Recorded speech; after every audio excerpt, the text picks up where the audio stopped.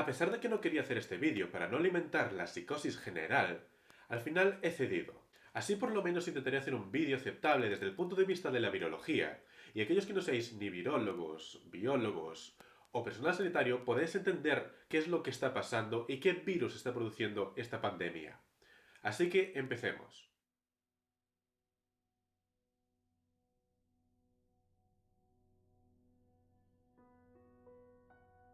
El nombre preciso del COVID-19 se trata de coronavirus 2 del síndrome respiratorio agudo sincitial, que por sus siglas en inglés se define como SARS-CoV-2. Los coronavirus son una subfamilia de la familia Coronaviridae, que pertenecen al orden de los nidovirales, que se caracterizan por ser tremendamente diversos, con envuelta lipídica y RNA monocatenario de sentido positivo. De los 4 géneros existentes, nos interesa el de los betacoronavirus. Estos están implicados en múltiples enfermedades, pero concretamente nos vamos a centrar en los de tipo respiratorio, es decir, tipo SARS. Los brotes de coronavirus no son nada nuevo. Sin ir más lejos, en noviembre de 2002 saltó la alarma por una neumonía atípica de alta transmisión intrahospitalaria, en Foshan, China. Esta era el SARS-CoV, también conocido como virus del SARS, que se extendió por 29 países dejando 8.098 afectados y 774 muertes. Esto equivale a una tasa de mortalidad media del 9,6%, aunque en función de la región geográfica y de las poblaciones variaba entre el 6,6 al 17,2%. Este dato será muy importante para entender posteriormente las cifras del actual brote. Un poco más tarde del brote del SARS tuvimos el brote del MERS o síndrome respiratorio de Oriente Medio, aunque fue mucho menos importante. Para poder entender el origen de los virus patógenos humanos, debemos saber qué es un reservorio. Un reservorio es todo aquel animal u objeto inanimado que permite al virus mantenerse en un estado latente y viable, de tal manera que sea susceptible de iniciar un contagio. Los virus de tipo SARS destacan por tener como reservorios los murciélagos, en este caso el género Rhinolophus. Estos animales son portadores del virus pero no padecen la enfermedad.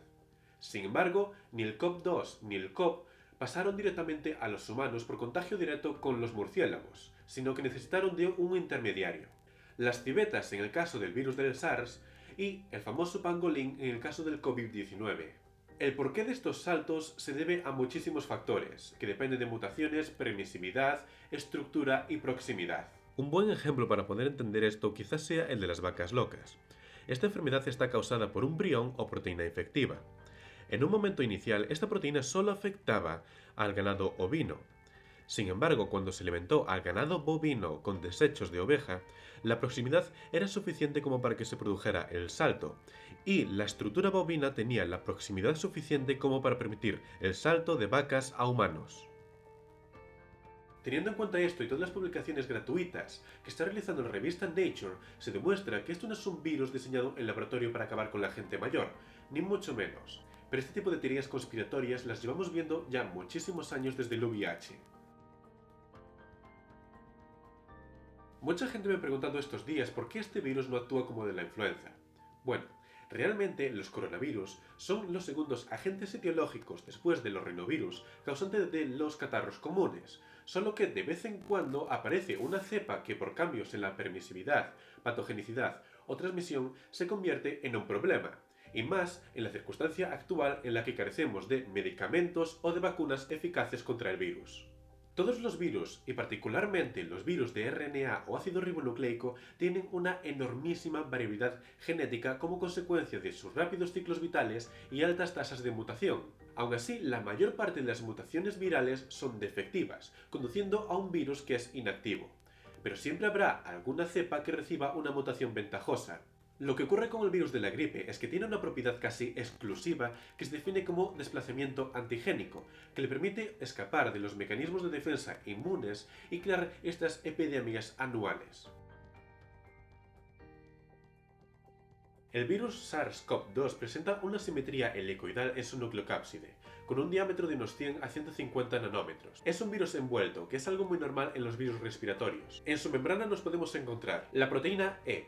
Se trata de un canal iónico que favorece la patogénesis del virus, así como su fitness. La proteína M, que se trata de un factor de virulencia y también participa en el ensamblaje. La hemaglutinina.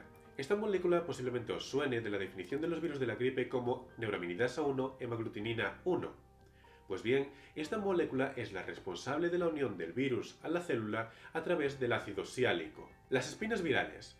Estas espinitas son importantísimas, ya que son las responsables del reconocimiento del virus a su ligando, es decir, lo confiere una especificidad. El caso es que este virus COVID-19 presenta entre 10 a 20 veces más espinas que el virus del SARS, lo que podría explicar su mayor facilidad de transmisión. Estas espinas virales interaccionan con las células humanas a través del ACE2, convertidor enzimático de aldosterona 2, que los que os acordéis del eje renina-angiotensina-aldosterona sabréis que los pulmones juegan un papel fundamental. Por eso, el principal foco de vacunación se centra en estas espinas, aunque esto no es nada nuevo, ya se sabe por lo menos desde 2006. Todos estos papers tratan sobre lo mismo. Lo que pasa es que no hubo fondos para desarrollar la vacuna. Y lo que es peor es que las espinas de este COVID-19 tienen entre un 80 a un 89% de homología con las del SARS, por lo que, de haber financiado la investigación, hoy no estaríamos así. Antes de nada aviso de que no soy un gran dibujante y mucho menos en Paint, pero creo que este esquema representa muy bien cómo actúa el virus a nivel celular. Entonces, el SARS-CoV-2 se trata de un virus de RNA monocatenario de sentido positivo, por lo tanto pertenece a la clase 4 de la clasificación de Baltimore. Los elementos esenciales para que el virus pueda replicarse son la membrana plasmática, los ribosomas, el retículo endoplásmico y el aparato de Golgi. El primer paso consiste en el reconocimiento por parte del virus a su célula diana. Para esto es necesaria una interacción específica entre la espina viral y su ligando, que es el AC2. Posteriormente se produce la interacción entre la hemaglutinina y el ácido siálico para fijar esta unión y hacerla irreversible. Una vez fijado el virus, tiene lugar la formación de un endosoma mediante la invaginación de la membrana plasmática.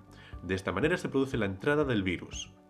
Una vez formado el endosoma, tiene lugar un bombeo de protones al interior del mismo. Esta bajada de pH o acidificación produce una destrucción de las estructuras virales, pero a su vez es una señal para una proteína viral que funciona a modo de resorte para que inyecte su genoma al citoplasma. Este genoma viral presenta una longitud de unas 30.000 bases con 7 marcos de lectura abierta y que codifica para una poliproteína que será procesada posteriormente. Destaca también en la molécula la presencia en el extremo del 5' una estructura cap que emula al 5' cap del ARN mensajero, así como una cola poli-A. De esta manera, al ser una molécula de RNA monocatenario de sentido positivo, es capaz de emular de manera muy precisa a la molécula de RNA mensajero y evitar así los mecanismos de defensa celular como el RNA de interferencia. La presencia de este extremo 5' cap permite el reconocimiento por parte de los ribosomas. De este modo se inicia la traducción de la molécula. Cabe destacar que en estos virus la traducción y la replicación son procesos simultáneos, aunque es muy probable que la traducción se inicie un poco antes para generar proteínas reguladoras que favorezcan el proceso de replicación y de traducción. También se generan proteínas estructurales y proteínas estructurales glicosiladas. Pero estas proteínas estructurales glicosiladas deben pasar antes por la ruta secretora, constituida por el retículo endoplásmico y el aparato de Golgi a través de vesículas de secreción, que se fusionan con la membrana plasmática, dejando en la misma las proteínas virales glicosiladas. Finalmente tiene lugar la salida y simultáneo ensamblaje del virus mediado por una proteína de membrana. Este proceso, repetido unas 100.000 veces, produce un desgaste en la membrana de la célula que acaba produciendo su lisis y muerte celular. El contagio del virus tiene lugar a través de gotículas respiratorias difundidas en forma de aerosoles o por contacto directo. Por ejemplo, un estornudo normal expulsa aire y gotitas a unos 70-80 km por hora. En espacio abierto no hay mayor problema, pero en un espacio cerrado cubre un área casi segura de 7 metros cuadrados y puede llegar hasta 30 metros de distancia. Por lo tanto, ya sabéis lo que opino de las imágenes que vimos hace unos días de los trenes a rebosar. Así que, a la hora de estornudar, siempre la boca al codo doblado. No me refiero a hacer un dab a esta distancia, sino pegar el codo a la boca, o bien a un pañuelo desechable. De la higiene de manos no es necesario que hable con el bombardeo comunicativo de estos días. En general, la infección por coronavirus presenta un cuadro sintomático bastante inespecífico, con síntomas muy próximos o similares al de la gripe, pero es muy importante que no se confundan. El coronavirus se manifiesta con fiebre, tos y, lo que es más importante, dificultad respiratoria. Si es gripe lo vas a saber muy fácil porque vas a estar machacado. Falta de apetito, dolor muscular, fiebre, tos seca y congestión. De hecho, en virología solemos hacer un chiste bastante recurrente en todas las épocas de gripe, que es: ¿se siente como si le hubiera atropellado un autobús? Si la respuesta es no, no tienes gripe. Si la respuesta es sí, entonces la pregunta es: ¿le ha atropellado un autobús? Si la respuesta es no, usted tiene la gripe. Si la respuesta es sí, consulte con traumatología. Bromas aparte, es muy importante que no confundáis los signos y los síntomas, sobre todo los clave, a pesar de que en algunas ocasiones pueden algunas manifestaciones clínicas no estar presentes. En el caso del coronavirus COVID-19 existen dos respuestas sintomáticas: una leve o asintomática, en la que parece estar implicada una respuesta inmunológica Th1, y una respuesta grave mediada por Th2, con una mayor destrucción del epitelio ciliar, que lleva a un síndrome bronquial obstructivo que puede desembocar en un cuadro neumónico fatal. Pero en ambos casos hay destrucción del epitelio ciliar. Por lo tanto, si te recuperas de la enfermedad durante por lo menos un mes, ten cuidado de no contagiarte con otra enfermedad respiratoria porque te puede jugar una mala pasada. Y desde luego, nada de fumar. A la hora de hablar de morbilidad y mortalidad del virus, hay que ir con pies de plomo, porque depende de muchísimos factores, tanto intrínsecos del virus, como puede ser por ejemplo su patogenicidad, como extrínsecos, es decir, propios de hospedador, como puede ser la permisividad o la variabilidad intraespecífica de grupos poblacionales, o la variabilidad individual, como es la genética, patologías previas, inmunodeficiencia o hábitos de vida. Aparentemente, una persona que no pertenezca a un grupo de riesgo por diversos motivos, o bien geográficos o bien genéticos, puede desarrollar una variante complicada de la enfermedad. Aunque tiene que pasar algo más de tiempo para mostrar la evolución de la enfermedad, de confirmarse la tendencia actual, debe de existir algún tipo de variabilidad que explique la diferencia de mortalidad entre Alemania y España, ya que sus pirámides poblacionales son prácticamente iguales. En todos los casos, en términos generales, la tasa de mortalidad es de casi el 0% hasta individuos de 40 años. De 40 a 49 es del 0,4%, de 50 a 60 del 1,3%, de 60 a 70 del 8% y más de 80 del 14,8%, y la morbilidad es próxima al 15%. El resto de los casos son leves o asintomáticos, lo que en epidemiología se conoce como iceberg epidemiológico, donde de todos los casos de la enfermedad, los que se conocen o se tiene constancia son una parte mínima. Es importante que tengáis esta imagen en mente cuando hable de las cuarentenas. En general, el virus de la gripe le gana por goleada tanto en morbilidad como en mortalidad al COVID-19. Entonces, ¿a qué se debe toda esta alarma? ¿Y a qué se deben todas estas cuarentenas? Pues porque, a diferencia con la gripe, que presenta tratamientos como inhibidores de la neuraminidasa o la famosa vacuna de 3 cepas neutralizadas, el coronavirus carece de un tratamiento eficaz. No existe vacuna para los grupos de riesgo. Y a pesar de que la mayoría pasaréis la enfermedad sin ninguna dificultad, eso no quiere decir que haya que relativizar y mucho menos banalizar el peligro que corren las personas mayores y otros grupos de riesgo, porque estas personas tienen tanto derecho a la salud y a la vida como cualquier otra persona. Esto no es por ti, es por todos, y por eso se están tomando las medidas que se están tomando, y que debes cumplir. Si algo me ha enseñado esta cuarentena y esta pandemia es ver hasta qué niveles llegan la bajeza, la hipocresía y la estupidez humana. Y voy a hablar sin miramientos, porque lo que hemos vivido ha sido una vergüenza. En primer lugar, los medios de comunicación. Leer los medios de comunicación durante toda esta pandemia, ya desde el principio, era como leer La peste de Albert Camus. Siempre se trataba de los muertos y de los contagiados, y los muertos siempre delante de todo y en letras grandes. Esto se explica en Conversación en la Catedral de Mario Vargas Llosa, en la cual Zabalita debía cubrir una noticia sobre muertos. El caso es que las muertes venden. La gente se siente identificada con la muerte, y lo que es mejor, en este caso las muertes generaban histeria, y la histeria vende mucho más. Los medios de comunicación sabían perfectamente lo que estaban haciendo. Querían vender. Cuando vieron que la cosa ya se iba de las manos y se desmadraba demasiado, empezaron a dedicar un minuto a decir que se mantuviera la calma, y el resto de los 59 minutos todo era muerte y destrucción. Esto es totalmente deleznable. En segundo lugar está la actitud de la gente. Aquí ya no sé ni por dónde empezar. Primero fue el caso de las mascarillas. A vosotros que habéis acaparado todas las mascarillas, os tengo que decir que esas mascarillas no os valdrán de nada. Están diseñadas, en primer lugar, para que gente con patologías previas y que puedan contagiar a los demás las usen para no dispersar el virus. Lo que habéis hecho comprando todas esas mascarillas es dejar a gente que le hace falta como grupos de riesgo y contagiados sin ellas. Después vino el desfalco de los supermercados, justo en el momento que deberíamos demostrar un uso más responsable de los recursos y reducir nuestro consumismo. Dejamos en productos de primera necesidad a la gente que realmente le hacía falta. No sé qué pretendéis hacer con 10 paquetes de papel higiénico, porque el coronavirus no da diarrea. He visto a gente decir que está preocupada por el virus mientras se fumaba un cigarrillo. Si de verdad te preocupase tu salud, dejarías de fumar, ya que destruye el epitelio ciliado pulmonar, y como cojas el virus tendrás un gran problema. Y lo que te pase será culpa del tabaco. Esto ha sido una histeria sin sentido alimentada por medios de comunicación y políticos que opinaban sin tener idea. Hay que mantener la calma y dejarse de hacer estas tonterías. Ojo, no estoy diciendo que se deje de respetar el virus. Respetad el virus. Sed precavidos y desconfiad, pero no os volváis locos, porque lo que estáis demostrando con estas acciones es vuestra completa ignorancia y falta de educación y respeto hacia los demás. Cuando se espera de nosotros en una situación de crisis una mayor empatía y cooperación, como ocurre en la peste de Camus, ocurre totalmente lo contrario.